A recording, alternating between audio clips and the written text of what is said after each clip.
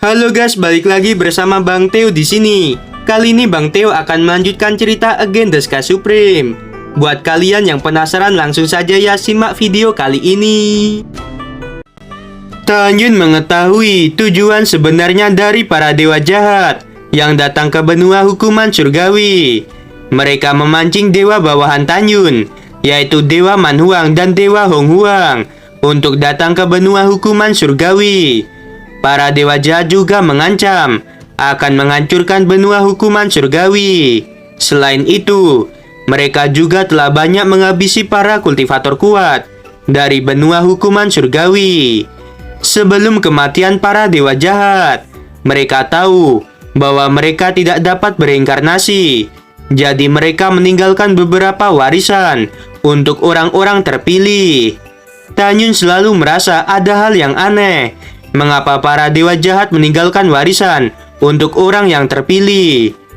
Bagaimanapun, Tanyun harus pergi ke medan perang para dewa. Pertama, untuk melihat Dewa Honghuang yang mati karena melindungi benua hukuman surgawi. Kedua, melihat apa tujuan sebenarnya para dewa jahat meninggalkan 3 harta warisan itu. BTW Mimin kasih informasi ya, sebagai pengingat saja. Dewa Manhuang mati di tanah abadi, tepatnya di jurang pemakaman dewa. Sedangkan Dewa Honghuang mati di medan perang para dewa. Jadi tempat pertempuran pertama para dewa itu terjadi di medan perang para dewa. Yang kedua di tanah abadi, dan yang terakhir di ngarai para dewa.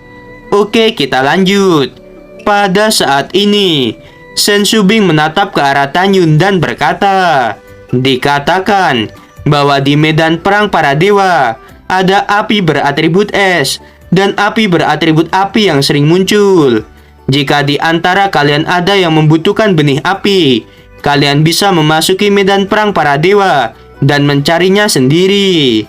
Setelah mendengarkan, Tanyun semakin yakin untuk pergi ke sana. Shen Shubing berkata, baiklah, kalian bisa pergi. Istirahatlah dengan baik malam ini dan lakukan yang terbaik saat kompetisi 10 divisi gerbang abadi.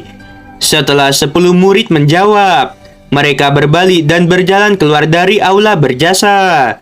Shen Shubing menatap Tanyun dengan penuh kasih sayang. Dia ingin mengatakan sesuatu, tetapi diurungkan niat itu.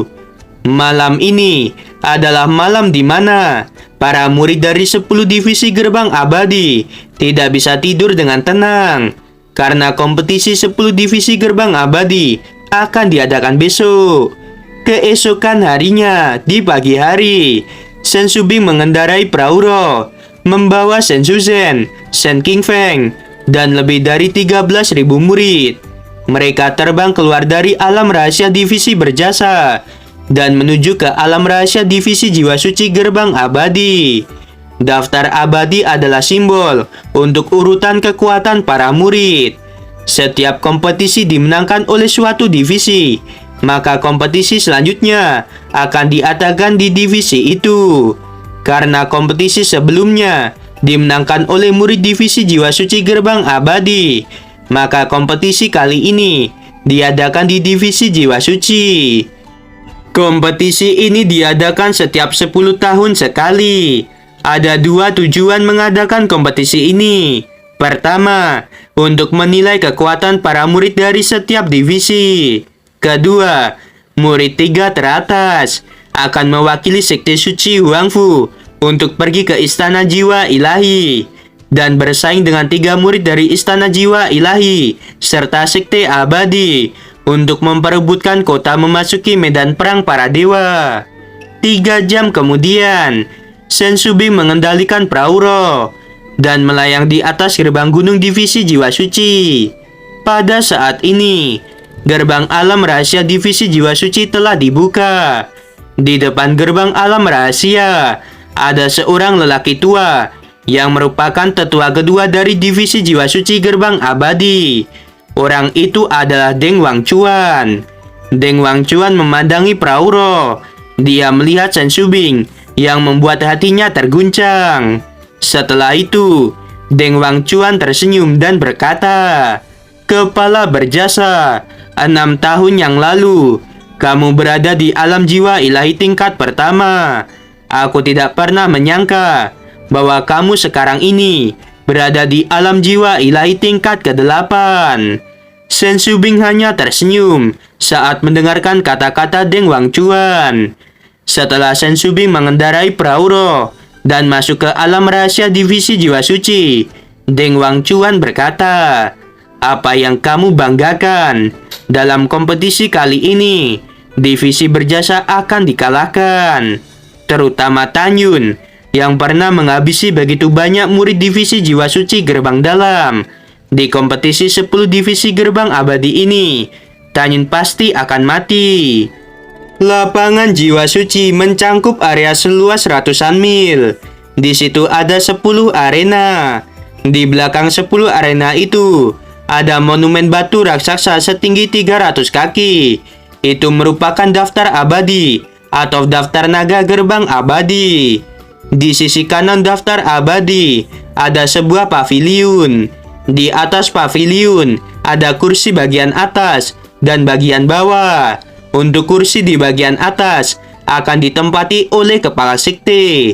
Sedangkan kursi bagian bawah ada 10 barisan yang disiapkan untuk kepala dan tetua dari 10 divisi. Di setiap barisan penuh dengan anggur dan makanan yang cukup mewah. Dalam setengah jam berikutnya, para kepala divisi memimpin tetua dan murid mereka masing-masing untuk berbaris di lapangan jiwa suci. Pada saat ini, mata semua orang tidak bisa menahan diri untuk tidak melihat Shen Shubing dan Shen Shuzhen. Mereka mempertanyakan apakah kedua wanita itu kembar atau tidak. Setelah kebingungan yang singkat, sebagian besar orang dari 9 divisi lainnya, mereka menatap Shen Shubing dan semua orang dari divisi berjasa dengan niat membunuh. Tanyun di belakang Shen Shubing merasakan gelombang niat membunuh yang tertuju pada dirinya. Pada saat ini, Dante Swangsong menukik turun dari lautan awan dan mendarat di kursi bagian atas paviliun. Shen Shubing dan 9 kepala divisi gerbang abadi lainnya, mereka membungkuk dan berkata, "Bawahan memberi hormat pada kepala sekte." Lebih dari 2 juta murid gerbang abadi berlutut satu demi satu dan berkata serempak, "Murid memberi hormat pada kepala sekte." Dante Swangsong melambaikan tangannya untuk memberi isyarat kepada semua orang supaya berdiri. Kemudian dia berkata, "Para kepala dan tetua yang terhormat, silakan duduk." 10 kepala divisi termasuk Shen Shubing dan Tan Xinying, serta lebih dari 210 tetua termasuk Shen Shuzhen, semuanya terbang di udara dan mendarat di kursi. Hanya Shen Qingfeng yang melompat, karena dia masih di alam pemurian jiwa tingkat ke-9. Divisi berjasa hanya memiliki 2 tetua, yaitu Shen Shuzhen dan Shen Qingfeng. Sedangkan divisi lainnya, mereka memiliki selusin tetua. Selain Tan Xinying, 8 kepala divisi lainnya dan para tetua memandang Shen Shubing, Shen Shuzhen, dan Shen Qingfeng dengan tatapan jijik. Dalam pandangan mereka, karena divisi berjasa adalah divisi ke-10, maka kekuatannya pasti terlalu lemah. Pada saat ini, Dante Swangsong menatap Shen Shuzhen. Dia tersenyum dan berkata, "Kepala berjasa, siapa dia?" Shen Shubing berdiri dan membungkuk ke arah Dante Swangsong. Lalu dia berkata, "Kepala sekte, dia dipanggil Shen Shuzhen. Dia adalah kakak perempuan bawahan ini. Sekarang dia menjadi tetua utama divisi berjasa." Dante Swangsong memandang Shen Shuzhen dengan tatapan penuh kasih sayang di matanya. Dante Swangsong dan Shen Tianji seperti saudara. Karena itu, dia menganggap Shen Shubing dan Shen Shuzhen seperti anaknya sendiri. Shen Shuzhen berdiri, lalu dia membungkuk dan berkata, "Bawahan memberi hormat pada kepala sekte." Dante Swangsong berkata, "Ya gadis yang baik, mulai sekarang Aku serahkan divisi berjasa padamu dan adik perempuanmu. Jangan buat kecewa kepala sekte ini. Cepat duduklah kembali. Ketika Shen Shubing dan Shen Shuzhen duduk di kursi, dan Tai Xuanzong melirik ke arah kepala jiwa suci. Lalu dia berkata, "Semua orang sudah ada di sini. Mari kita mulai."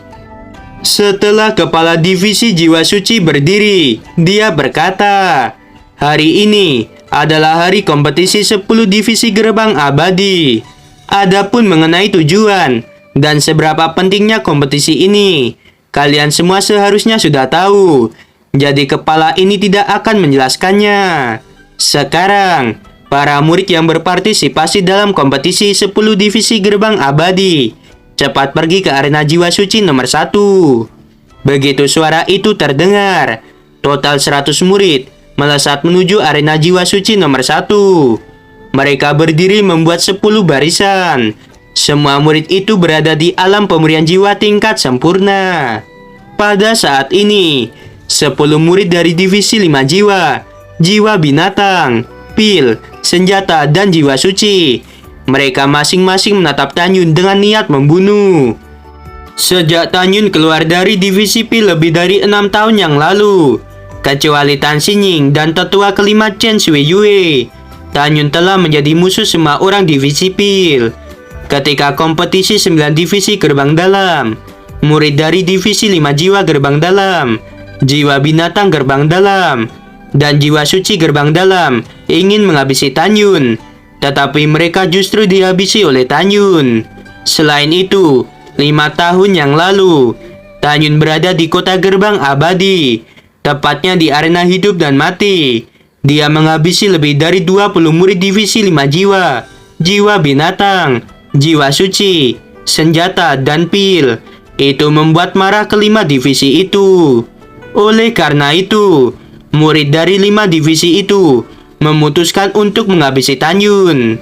Adapun murid divisi angin dan guntur, divisi jiwa kuno, divisi jimat, dan divisi formasi, mereka tidak berniat menghabisi Tanyun, tetapi mereka menatap Tanyun dengan penuh rasa jijik.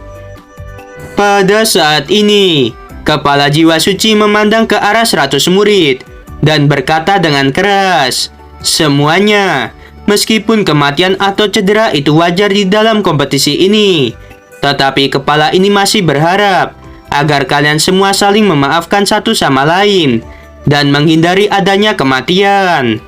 Ratusan murid berkata serempak. Murid dan junior mengerti. Kepala jiwa suci berkata, "Sekarang, kepala ini akan mengumumkan hadiahnya. Jika bisa menjadi yang teratas dalam daftar abadi, kepala sekte akan memberikan pedang sub terhormat tingkat tinggi. Yang kedua, mendapatkan pedang sub terhormat tingkat atas. Yang ketiga, mendapatkan pedang sub terhormat tingkat menengah." Mendengarkan hal itu, kecuali Tanyun, 99 murid lainnya sangat bersemangat. Mereka tahu, meskipun seorang di alam pemurian jiwa tidak dapat sepenuhnya mengeluarkan kekuatan pedang sub terhormat, tetapi mereka senang karena jika mereka menerobos ke alam jiwa ilahi, mereka dapat memaksimalkan pedang sub terhormat.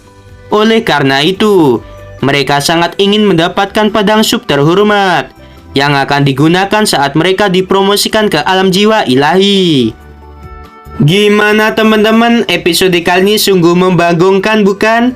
Buat kalian nih ya yang masih penasaran sama kelanjutannya, langsung saja ya subrek channel Bang Teo ini. Terima kasih.